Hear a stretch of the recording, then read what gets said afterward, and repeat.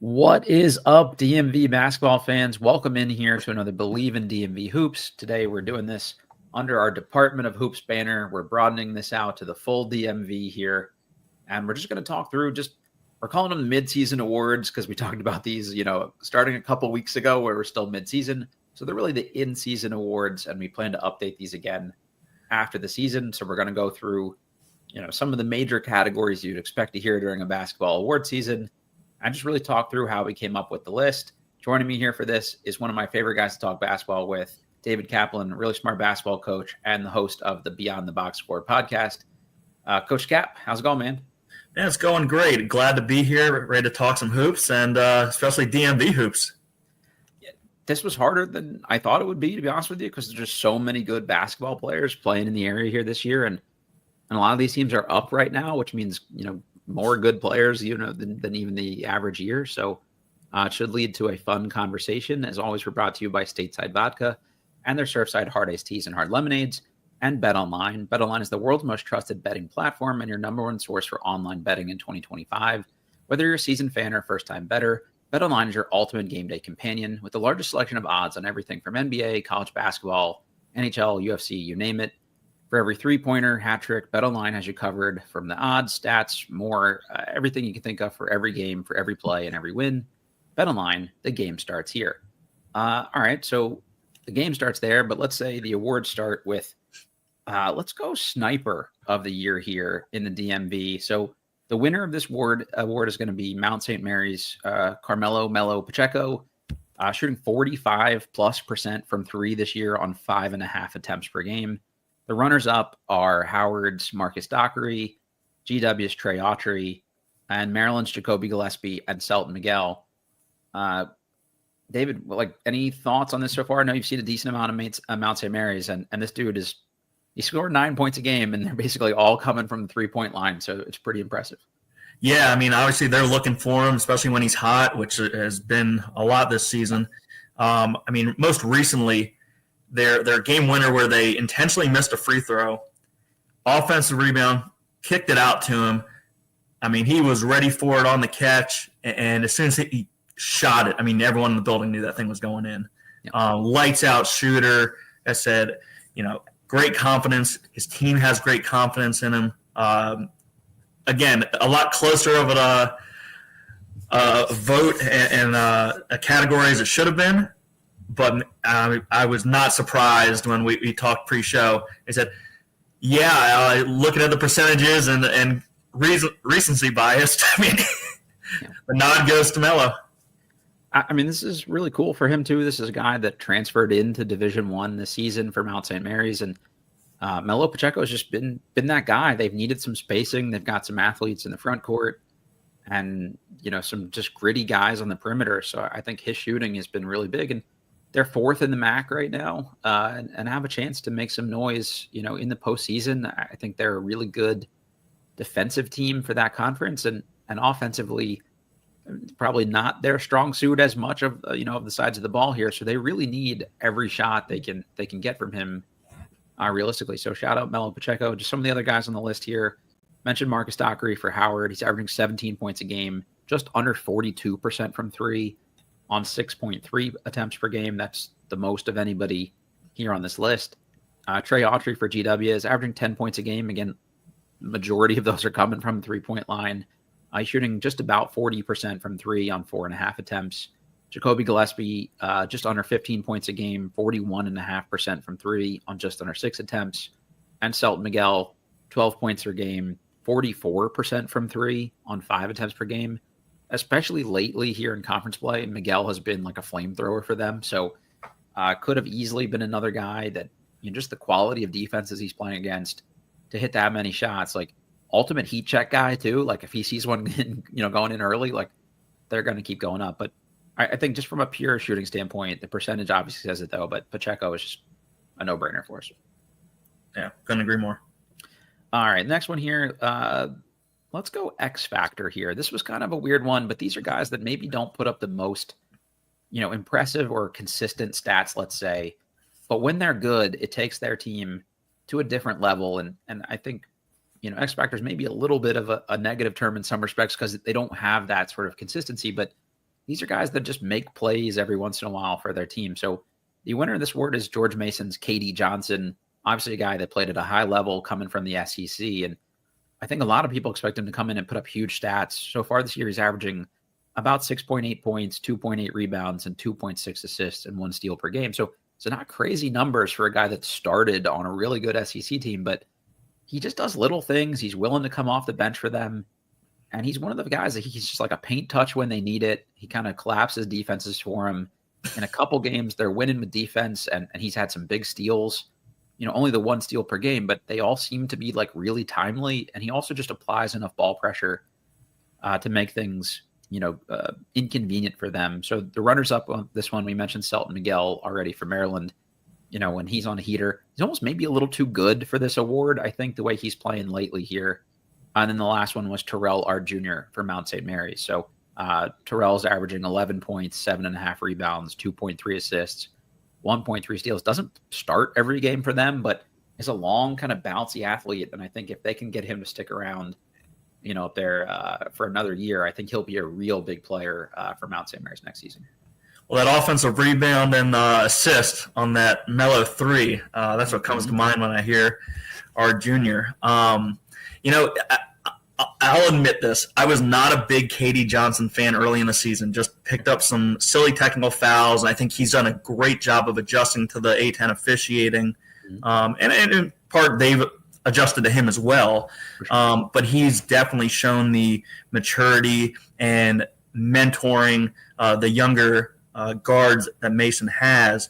And I think that a large part of the success that they've had, which is a lot, I mean, they're receiving votes, and a number of them in the top 25, is in large part to KD Johnson. Like you said, he doesn't have the stats that jump off the page at you. No, former SEC player, but he makes winning plays. Mm-hmm. And winning teams have players who make winning plays. It's not a crazy formula. You know this better than I do, but I feel like every good team needs just like a little bit of crazy. And I feel like KD, when the way he's playing and they're channeling it the right way, has been just that right infusion of crazy and like a little MFer to him. Like, I think that helps this team a lot, especially in that home game where they hosted GW and ended up in 2 overtimes.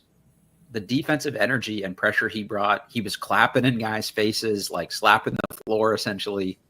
And I felt like that sort of carried over to the whole rest of the team. And just sometimes you need that like shot in the arm kind of juice from a guy coming off the bench. So perfect X Factor guy, I think. Yep.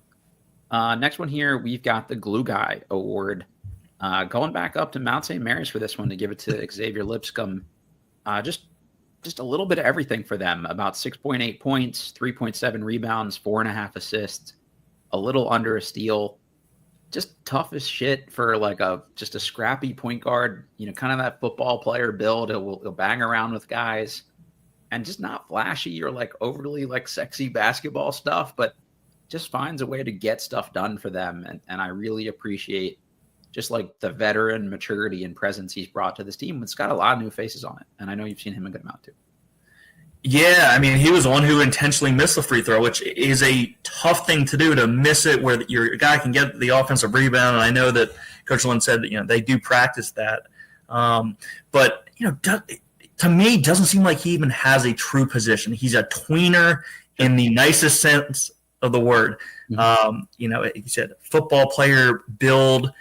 He's not your prototypical guard, but he can bring a ball up the floor. He can break a press. He can break a defense down. Really, really tough player. Again, gritty. It's been well documented. Donnie Lynn recruited him to Radford, and this is the first time he's ever able to coach him, because then he went to UNCG. The bond, the relationship they have. I mean, there's a reason he's a fan favorite in Emmitsburg.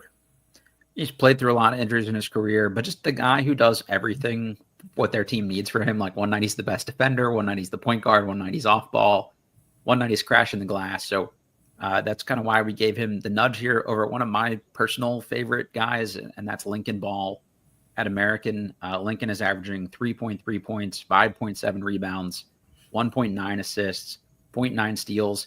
They were without a lot of their guards at different points throughout the season this year. And at some point, he was the backup point guard for the team as basically their starting power forward. I call him Lincoln extra possession ball because the guy is just a back tap waiting to happen, and it always seems to end up in a 3-pointer for them. So just the dude that maybe doesn't get as much attention on a team that's winning their conference, but I think Lincoln is huge for them and everything they do. Guards bigs, guards, just the classic glue guy will do whatever you need there. And the other one we got, I think, will ascend beyond, this kind of status for his team over the course of his career. That's Caleb Williams for Georgetown. But so far this year, averaging 4.1 points, 3.8 rebounds, 0.8 assists, 0.5 steals. As a freshman to come in and just do a little bit of everything for them, I think Williams has probably made more impact already this season than a lot of people expected of him. So just all those guys just doing the little extra things here that don't always show up on the stat sheet here, which is great for coaches, I'm sure. Yeah, surprisingly, this is one of the tougher categories. You'd think, MVP, this was a really, really tight race. I don't think you could go wrong with either three. I know you've watched a lot more of AU, especially come Patriot League play, than I have. But all three really good players. There's a reason that their team wins games, and it's usually because of those three guys. Yeah, every one of those teams, they're never the leading scorer, but their team is better when they're on the floor. So I think that goes a long way here too. Let's go and kind of start to get a little more into these things. Let's go best dressed coaching staff here. For this one, we're not going to put everybody in the DMV here was an honorable mention here. But the George Mason coaching staff, I think, is just got to be the best dressed of the group. A lot of the guys are going polos and things like that and pullovers. On the Mason team, still rocking suits through and through. And it starts with Tony Skinn. He's a well-dressed man. So just got to show them a little love here. They consistently look good as a group. So shout out to them. Yeah, I mean, a little tighter than I would wear my suits. They might be like, my suit that I wore in high school, like that tight fit. Yep. But everyone on their coaching staff looked like they could go out and impact the game as a player still. Okay, they are very, even Coach Curran, again, looks the part. But like you said, well-dressed staff. There's something to be said for the suit and tie look. I'm still a fan of it. I know a lot of teams, coordinate A, we're all wearing this quarter zip, and that looks very good. But when a team is the whole coaching staff, managers included, by the way, I wish I had the name of the tallest manager on the team. He does a great job of rocking the suit as well. Yeah, I think so. Yeah, Cade does a great job. Former guest of the podcast here too, so shout out Cade. They're just, I don't know, man. I'm a sucker for guys that are showing some individuality there a little bit and mixing it up. So shout out to those guys here. Let's maybe switch gears here a little bit, and we'll go first team and second team, and then we'll circle back here to the rest of the individual awards here. So let's start with the second team. We've got Micah Peavy from Georgetown, averaging 15.5 points, 5.4 rebounds, 3.6 assists, 2.5 steals. Just been huge for them as a veteran presence and perimeter defender. You've got Blake Harper from Howard, averaging 19.5 points, 6.6 rebounds, 3.6 assists. Rafael Castro of GW, 13.2 points, 9 rebounds, 1.8 assists, 1.3 steals, 1.5 blocks. Derek Queen from Maryland, 16 points per game, 8.8 rebounds, 2.1 assists, 1.1 steals, 1 block a game. And then Thomas Sorber, also from Georgetown, 14.5 points, 8.5 rebounds, 2.4 assists, 1.5 steals, 2 blocks a game. So the first and second team here are going to be a little big man heavy, just spoiler for everybody. But you've got Micah Peavy, Blake Harper, Rafael Castro, Derek Queen, Thomas Sorber. Cap, what are your thoughts on that one? I've seen a lot of Blake Harper. God, is he a great player? Great player. Love that, local guy, stayed local. Derek Queen's the other one who jumps out. Might be the best pro prospect on that entire list, first and second team. And the fact that he's on the second team just says how good the basketball is around here. I can only imagine if we tried to do an all DMV, guys from the DMV who are playing elsewhere, it would be near impossible. It was already hard enough. Yeah, it was already hard enough trying to do the DMV and DMV adjacent in Mount St. Mary's. Yeah, for sure. 3 freshmen on that list in Harper, Queen, and Sorber. They'll show back up here when we get to Rookie of the Year here too. And realistically, could make the case for any of those 5 guys to be on the first team here. We really split hairs here, tried to prioritize the teams that have had team success, but also the guys that have been more of the two-way players of the group here so far. But again, if anybody wanted to take any of those 5 and advocate for them strongly to be first team, I can't really blame them. So let's get in the first team here. We've got Maryland's Jacoby Gillespie, 14.7 points, 2.8 rebounds, 4.8 assists, 1.8 steals per game, shooting 41.5% from 3. You've got Darius Maddox from George Mason, 13.6 assists, 3 rebounds, 1.2 assists, just under a steal a game, and not shooting as well from 3 as you would expect of Mr. Maddox, because he's been so good for Mason thus far, but still a threat and draws a lot of attention and playing really good defense on the perimeter as well. Also for Mason, you have Jalen Haynes, been really their offensive go-to guy when things kind of break down for them. 12.8 points, 7 rebounds, 1.2 assists, a little under a steal and a little under a block a game. We've got Matt Rogers from American, 17.1 points, 5.8 rebounds, 1.2 assists, and shooting 42% from 3 on pretty good volume as a 6'9" guy. And then closing out the list, you've got Julian Reese from Maryland, 13.8 points, 9.2 rebounds, 1.3 assists, a little under a steal a game, and 1.5 blocks a game. Went with Gillespie as the guard for Maryland. You could make a case for Rice or Miguel, but when Gillespie is good, Maryland is good. And when he's not good, they've struggled a little bit. And I think that shows just how integral he is to what they do. And then gave Reese the nod over Queen just because he's, I think, a better defender of the two. So the two-way impact is a little more meaningful here. And then just obviously Maddox and Haynes, they're on a first place team in the A10. Had to show a little love to the guys that are, the stats maybe aren't as good, but because they're on a deep team and they're doing a lot of winning. And then obviously Rogers is the best player on a first place team in his league. So kind of a no-brainer there as well. Thoughts on any of those guys? Yeah, no, I couldn't agree more. Jalen Big Slime Haynes, I saw a tweet, and I wish I could credit who put it out, about him and DJ Burns and how, the big Husky post players having a comeback. It just impacts the game on both ends. Whether it's blocking a shot, altering shot, making it difficult, obviously getting key baskets. I even saw him shooting a few threes. Stepping out. Yeah, so, he's expanding his role in his game. Darius Maddox, again, he said, doing more than just shooting threes, making winning plays. Matt Rogers, just really, really good player for American. There's a reason that they are having the success that they're having, and he's a large part. Have not seen a whole lot of Gillespie as much. Reese, though, I know from previous years and the stats that I've seen in the limited Maryland games, haven't watched as much Big Ten. I watched a lot of their non-con. And he's more than just Angel's brother. He's definitely his own guy on the court. Very good player, very worthy of a first-team nod here.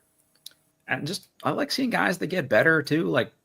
Kind of credited the older guys that have worked on their craft a little bit more here and prioritized them maybe over some of the freshmen. But Reese, a guy that you wanted to hack a shack with, and now 73% from the free throw line. And you just really can't do that with because he's put in a lot of hard work there. The other thing I love about Haynes, not a traditional, rim protector type, but guy that moves his feet on the perimeter for a big dude. And there have been a couple plays late in games, that last GW game at GW. Final play of the game, he's out guarding Christian Jones, the GW point guard, on the 3-point line to end the game and waving away his teammates because he wants to be the guy to strap up late, which is pretty cool to see.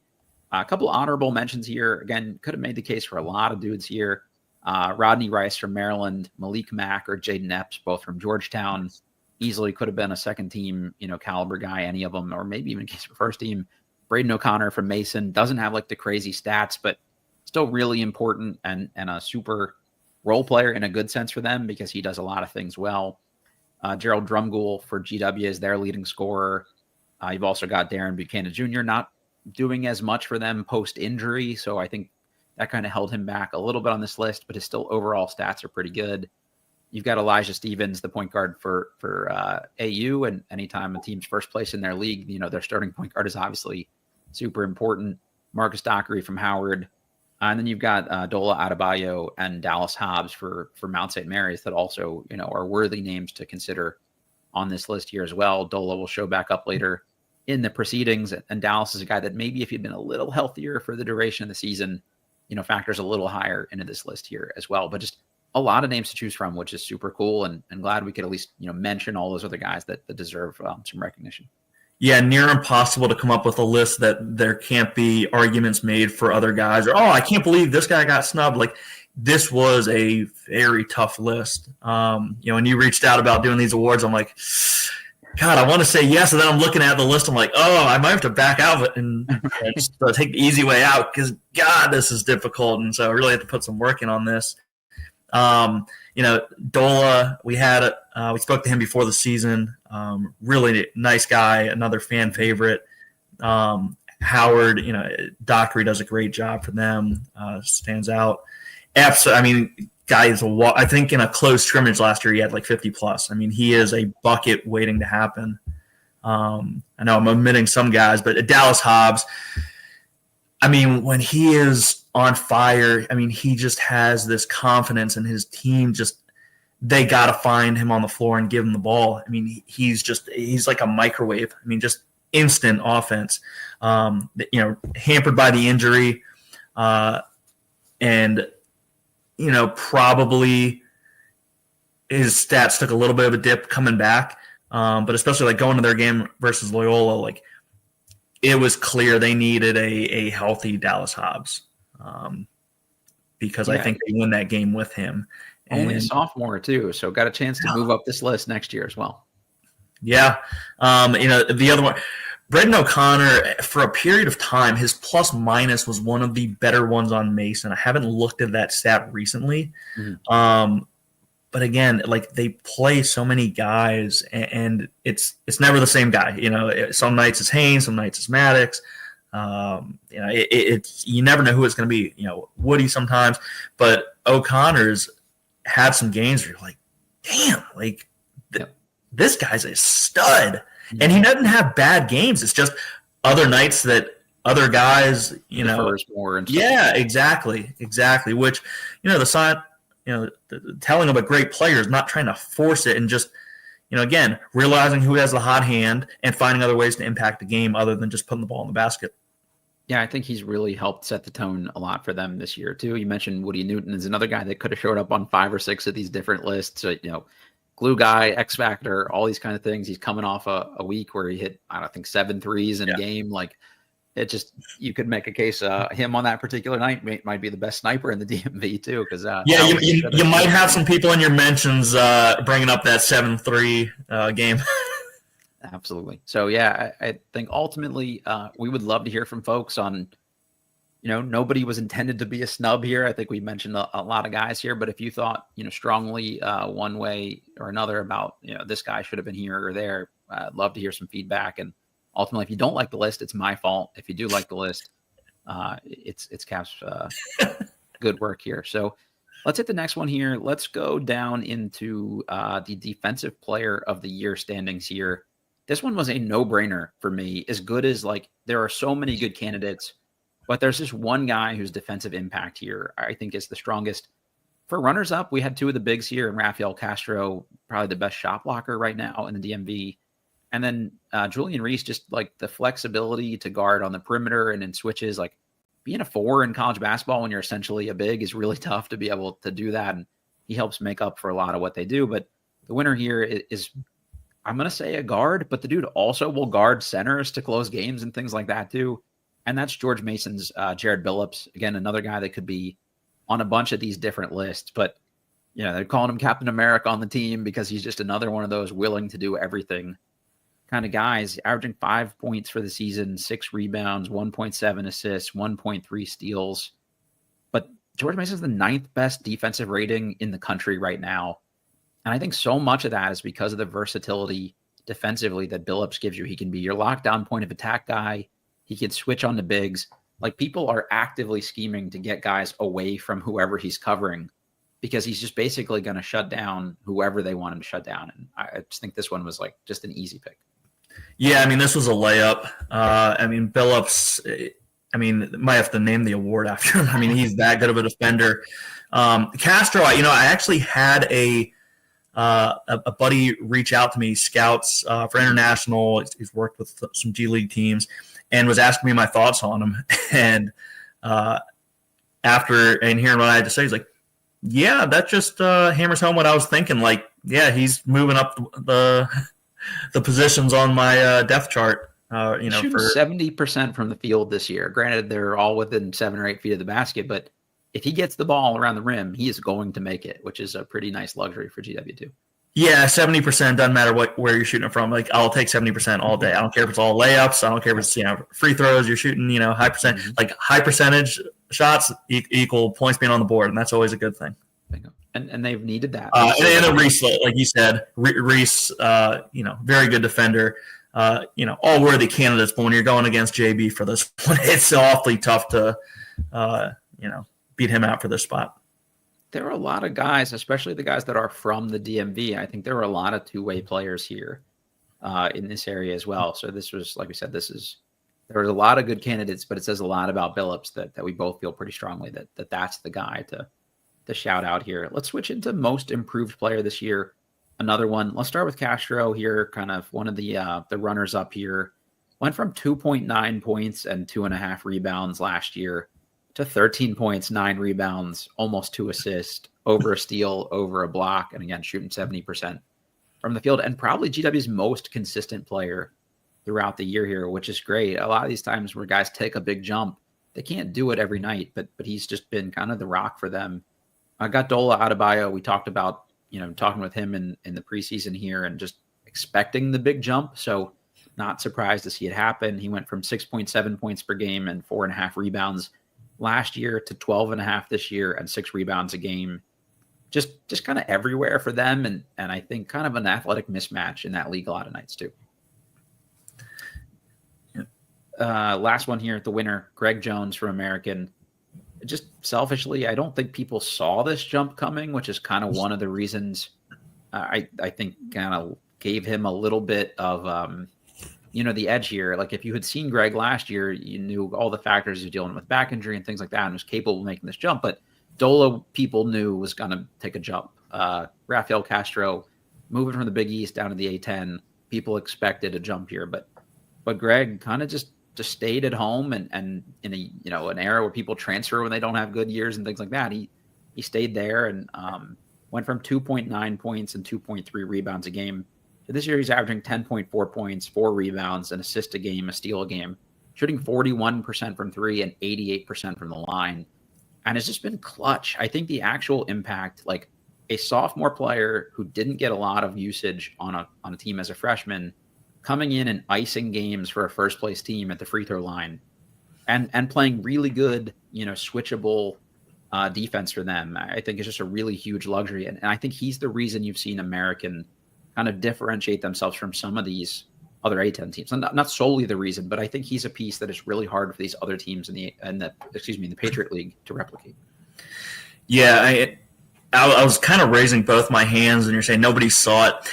Having seen him a lot in high school, again, biased, being a Nova guy, knowing his coach. From his play last year with the injury, I don't think people saw this jump up. Okay.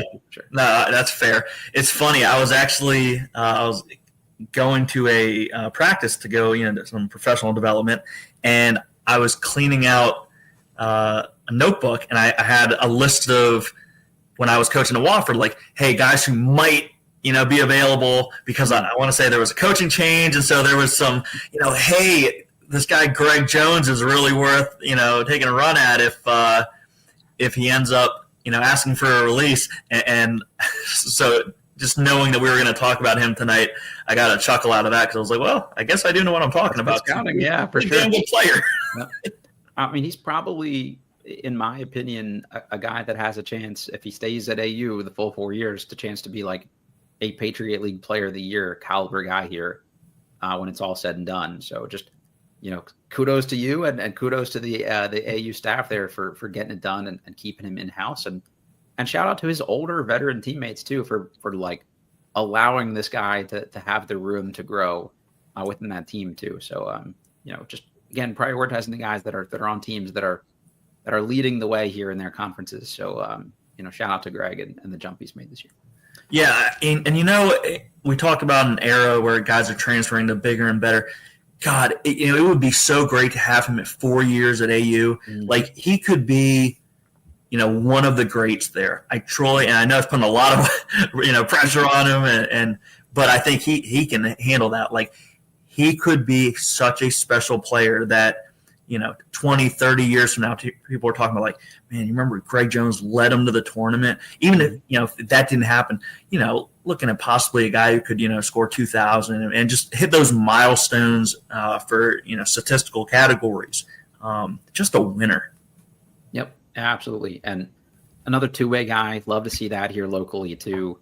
Obviously, got Matt Rogers in the front court and Elijah Stevens and Colin Smalls in the backcourt that are doing their thing of the veteran guys that they asked to score a lot. But, Greg being a driver, a shooter, a spacer, a play finisher like that, that's been big for them too. Let's get into one that maybe is, I think, going to be the one that's most controversial here on our list for people.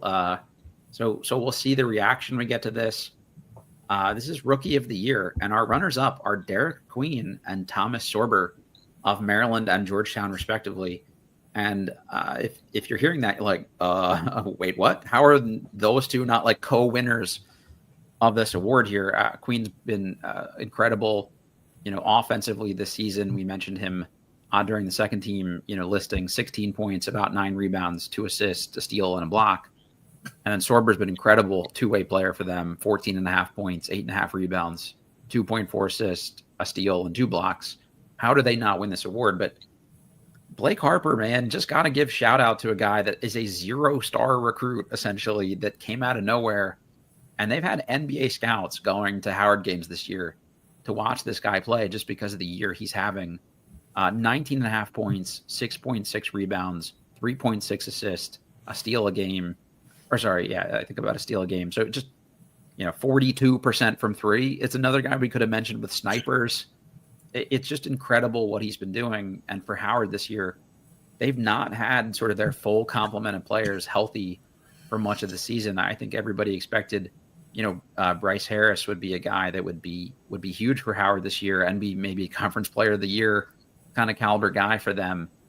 So for Harper to step in and do this when nobody really expecting this big a jump, in year one here, I think is just really incredible. And we wanted to shout that out too, because he does not have the help that these other guys have. And he's still, doing his thing with everybody knowing that he's the guy on the scouting report. He and Marcus Docker are the two that you have to stop.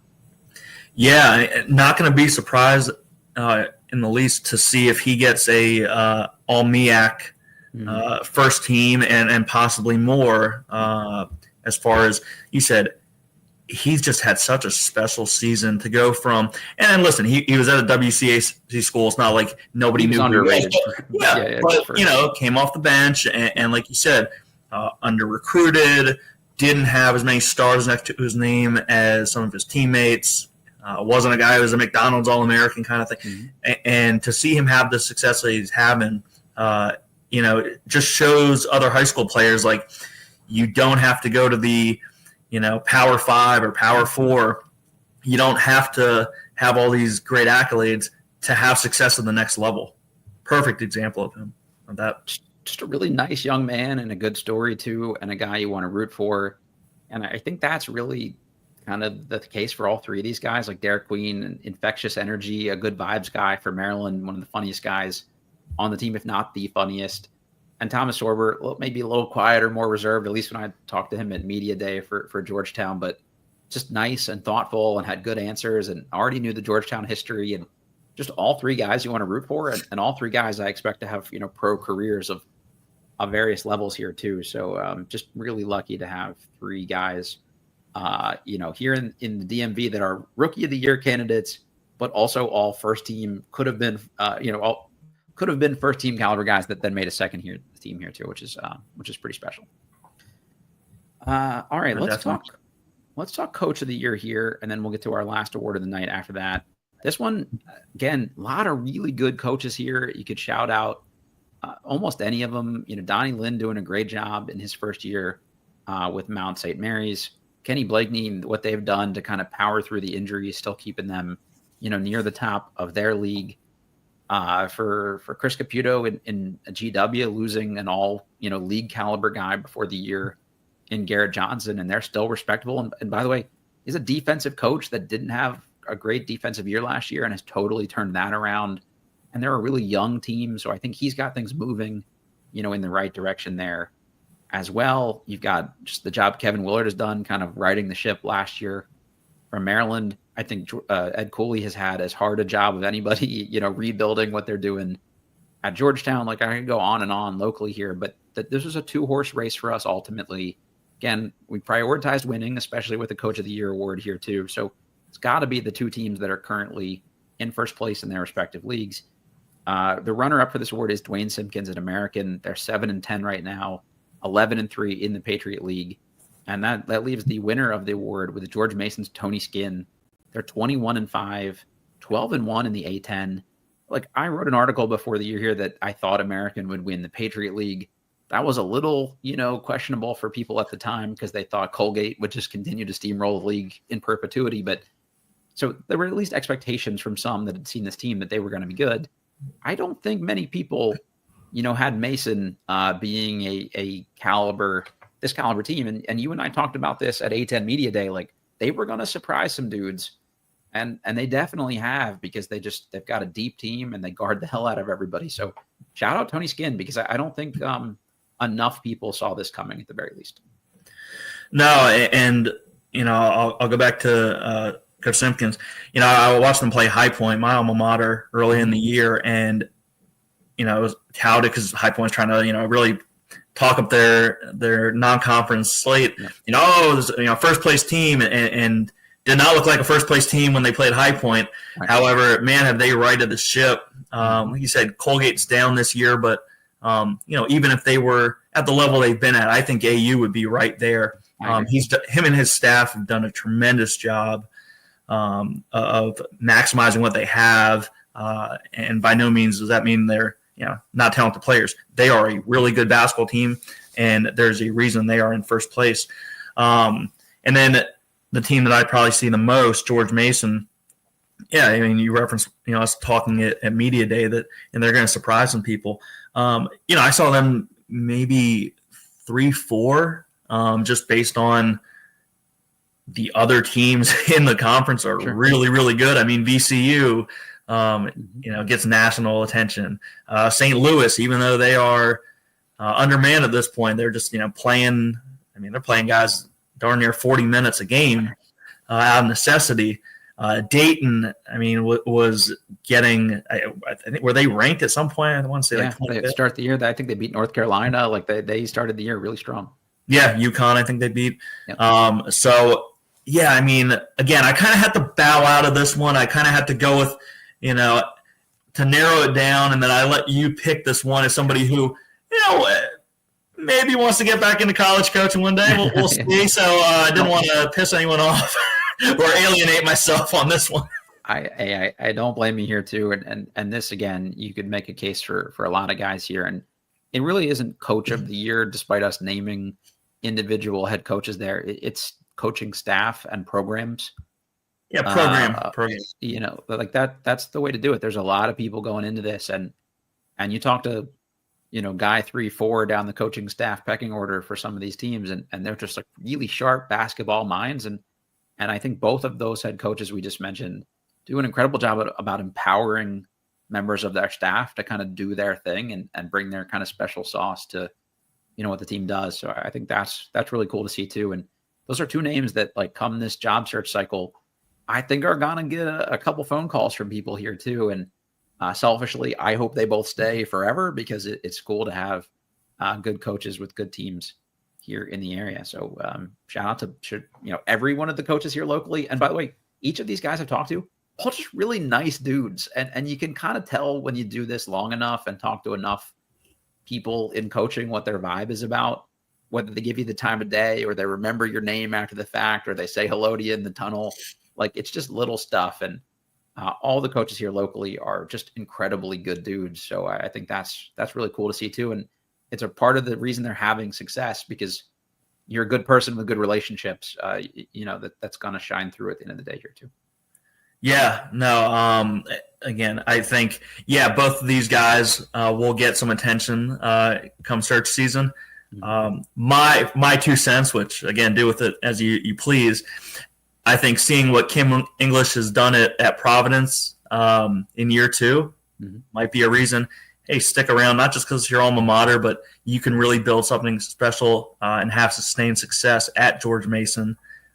Especially, I'm really hoping they give him an extension and either just haven't announced it yet. And then AU, I mean, who knows? Maryland opens one day. Not much of a commute from where you're living to College Park. Just putting it out there. That's a good point for my fellow Terp. I would not be opposed to that someday down the road here too, if he's interested. And look, gonna be interesting to follow both of them. The other thing too, like these dudes grind around the school and the university, and they're walking around carts of food for students at study halls and in the library and things like that before midterms. Like they are actual members of the community. They're not just like passersby here and part-time members of the school on the way to the next stop. Like they're invested, and I think that's the best way to build a long-term program and get fan support and people on board here too. So just shout out to them for grinding, because they're not just coaches, they're promoters and recruiters and all these other things here too. So it's a full-time job. Absolutely. All right. So most valuable player here, I went back and forth over most outstanding versus most valuable. Ultimately chose to call this one most valuable because I think it's what they do for their respective program. I'm not saying ultimately this is the best individual player at any level. It's what they do for their team, and the team's success as a result of what they're doing here. So runner-ups here, Darius Maddox for George Mason, again, averaging 13 points, playing really good perimeter defense for them, and just clutch. Like he does a lot of big things when they need to play. And then Jacoby Gillespie for Maryland. And this is a team that's rolling in the Big Ten right now. And like I said, when Gillespie does have the rare off night, Maryland really struggles. And that means you can kind of just see firsthand how important to what he is to what they do. But both of those guys are really a part of deep ensemble casts. And I think, that just sort of it made the case for other guys on their team maybe even being in consideration here for the same award here. And it's not to say that this guy doesn't have help, but just his actual, impact for what they need for him on the court is Matt Rogers for AU. Already talked about it, averaging 17 points, about 6 rebounds, a little over an assist a game, pretty low turnovers for how much he has the ball and how much people swarm him. And we just watch AU play. Like he gets the ball in the paint, everybody collapses. He kicks it out to shooters. He sets up what other guys do, gets a lot of hockey assists. But then when he's on the perimeter, he's a mismatch nightmare for some of the bigger, plotting rim protector bigs in the Patriot League. And he can take them out on the perimeter, do a little bit of both, shooting 42%, like I said, from 3, the best of any of the bigs that are shooting any real volume here too. So I just, they need, like, for AU to do what they're doing, Matt Rogers has to have a big night. And he's been at his best in big games for them here too. So again, not to discredit any of his teammates or anything like that. It's just he's so foundational to everything AU's been able to do, and it's clearly paying off for them as they lead their conference right now. Yeah, and I mean, let's not forget these guys are student athletes.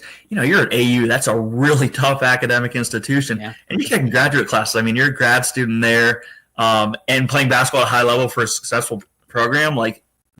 That is really, really tough.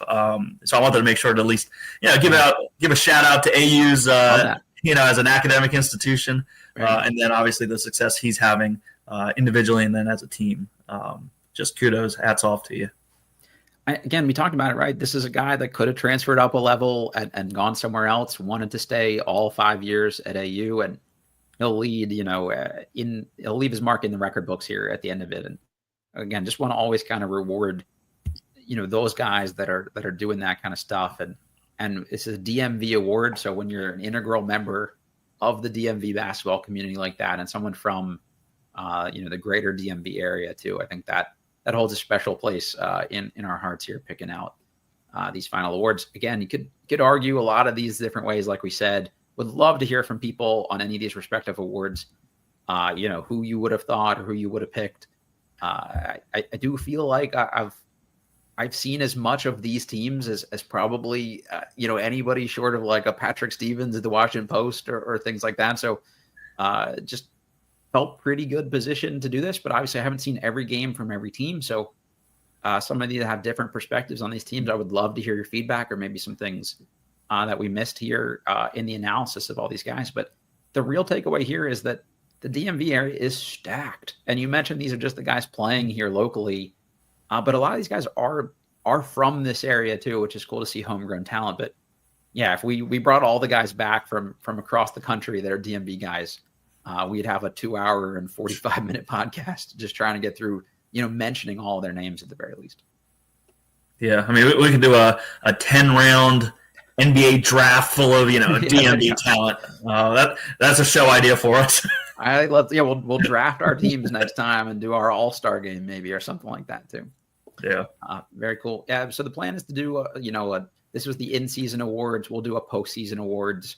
Got to figure out when the sweet spot is to do that later in the season here, and we'll get through conference play and bring it back here to do it again. So like I said, love to hear your feedback between now and then. And if your favorite guy didn't make it further up the list, we also have a chance to evaluate, what they do here in the stretch run and what guys do in conference tournaments, carries a little extra weight here too, what you do with the brightest lights on you. So we'll see what that looks like. Hopefully people are enjoying the content here. If you want really, really good like basketball analysis, but also just to learn about the game, Beyond the Box Score podcast is a great way to do that. So David, can you tell folks a little bit about what that is and what you like to do with the pod? Yeah, as a coach, I feel like I know the questions to ask coaches. And I will say, as a non-coach, Matt does a phenomenal job. That's really how we connected. I was just really impressed by the questions he asked. But have a lot of coaches on, opportunity to share their journey, whether it's coaches won a national championship as a player or as a coach, to grad assistants or D3 volunteer assistants, JUCO, all ranks, NAIA. So really enjoy giving coaches a platform to share their journey, why they made certain decisions in their career, and giving advice for other coaches. On Twitter or X, it's at Coaches Podcast. On Instagram, Beyond the Box Score. Maybe it has podcast on the end. I don't know. Yeah, easy to find. Easy to find me on Twitter at Coach Cap, KAP. Obviously tune in. Great to learn about some coaches who might be coaching in the DMV college ranks one day, or some that do. I think I've had most of them on. Tony Skin, open invite, just putting it out there. Same with Simpkins. So, we'll see how that goes. Yeah, that's awesome.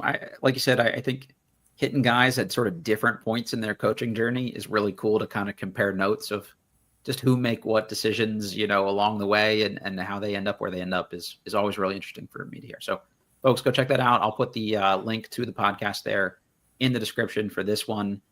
Just thank you again for doing this. I love talking ball with you. So it was good to get on here and do this. And we got in and out of here in less than an hour, which is our best case scenario, given all the nice things we could have said about all these guys. So thank you again for doing this.